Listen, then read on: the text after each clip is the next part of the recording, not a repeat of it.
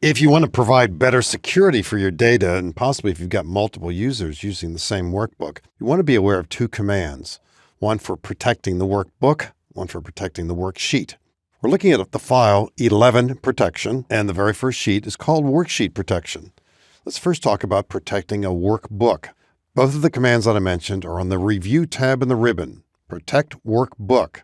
And this is primarily about the structure of a workbook, moving, deleting, and adding sheets. If we protect a workbook, you cannot insert a new sheet, move a sheet, delete a sheet. And as we'll see in a moment, practically all commands available as we right-click a tab are going to be inhibited. Protect Workbook. Need to provide a password. I know it. I might tell certain others, not others. And if I save the workbook, it stays in this state. Right now, I'm about to right-click on the current sheet tab. Notice how many of the commands are grayed out. Can't use them. And even if I were curious and thought, I wonder if there's a hidden sheet, I don't even know that necessarily because I can't get to those commands. So while it's in this state, can't do this. If I click Protect Workbook right now, well, if I don't know the password, I can't change that status. But of course I do right now.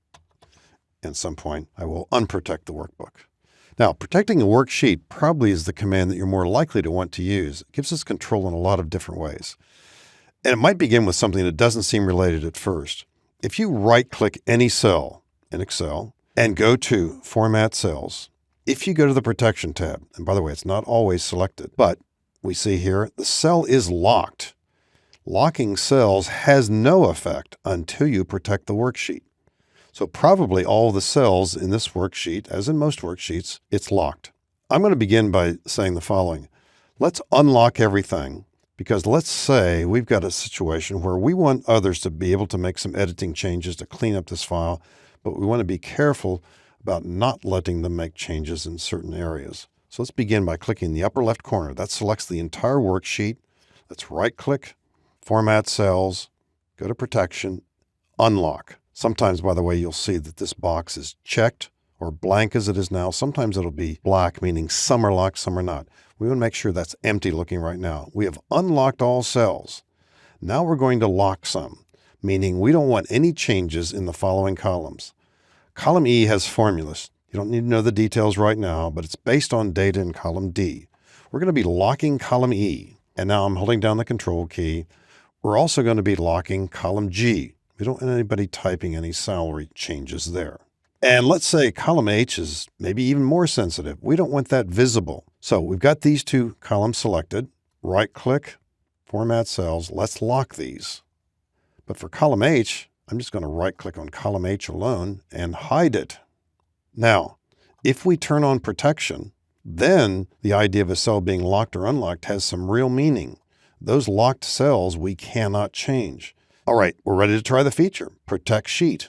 And look what else pops up. A whole series of potential questions and answers about, do we want to allow inserting and deleting of rows?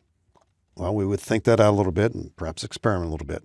At a minimum, if we want other users to be able to make some changes in the appropriate locations, you must allow Select Unlock Cells to be selected. Let's provide a password. Click OK, provide the password again, click OK. It's now in this state. And by the way, a visual giveaway, if you happen to be on the Home tab, or if you jumped over there, most of these formatting features are grayed out. So imagine this little scenario. The other user is here. This cell needs to be changed to 2004. This is years of service. You could imagine somebody saying, well, if this is 2004, I'll just make this be a 14. Oops, can't do that. We can't type there. That cell is locked. But we can change this to be 2004. Enter. This is my friend, Jim. I think Jim deserves 60,000.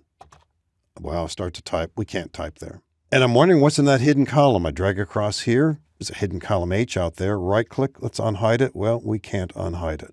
So you've seen various ways to protect the data here. When this is back in my hands, or if that other curious user says, well, I wonder if I could unprotect this somehow. Back to Review, unprotect the sheet. Well, of course, you got to know the password. And I do. And now it's back in its so-called normal state.